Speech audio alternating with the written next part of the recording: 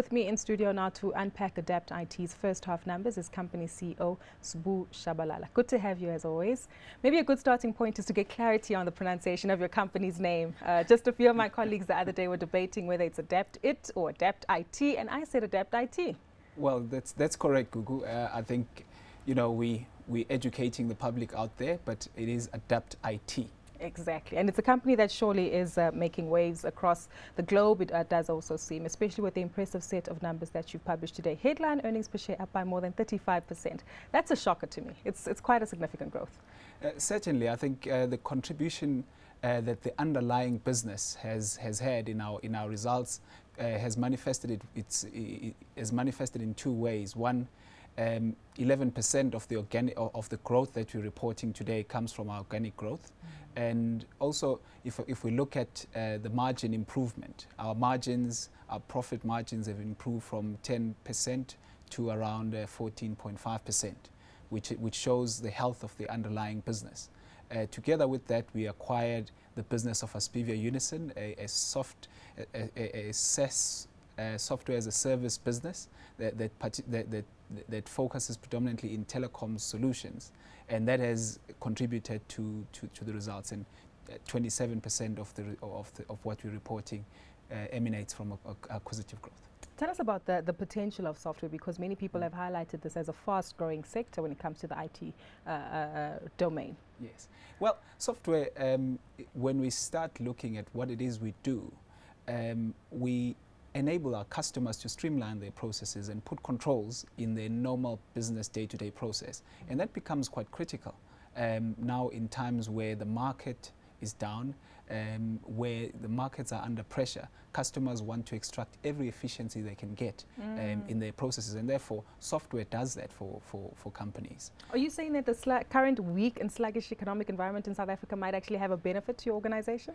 Well, it should, but it's not a benefit that only accrues to our organization. It accrues to our customers as well, because our customers also get the benefit of ensuring that they have efficient processes and therefore get rid of any inefficiencies in their processes and make more money.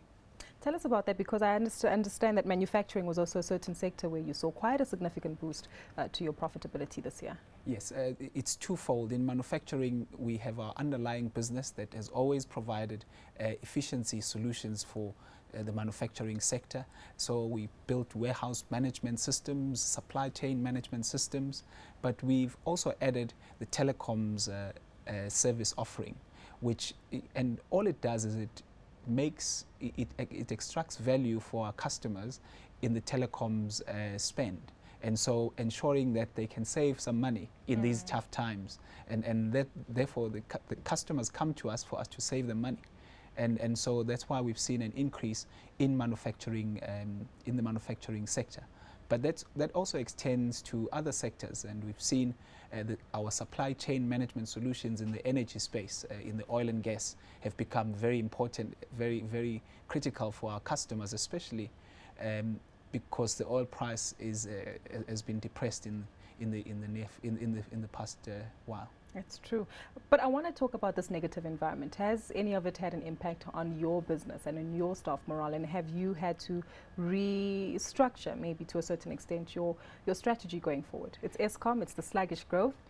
Yes, I think they're affecting every business. But for our business, we have ensured that we remain as efficient as possible, and therefore extract every efficiency we can get out of the business in this tough time, and make sure we don't have any fat in the business, as they call it.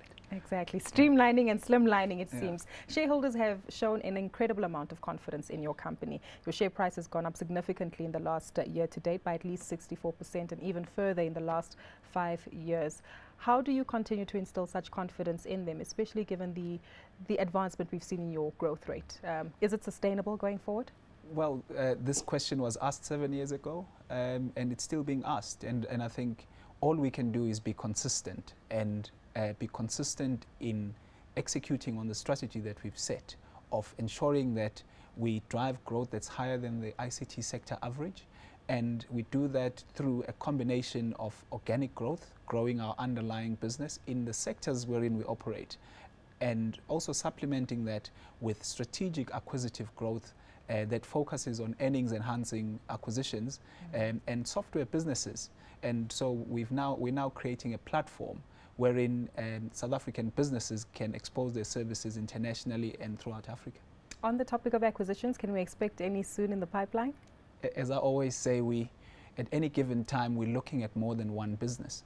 And we do that because we believe that we've got to find the right synergies within the businesses and understand management.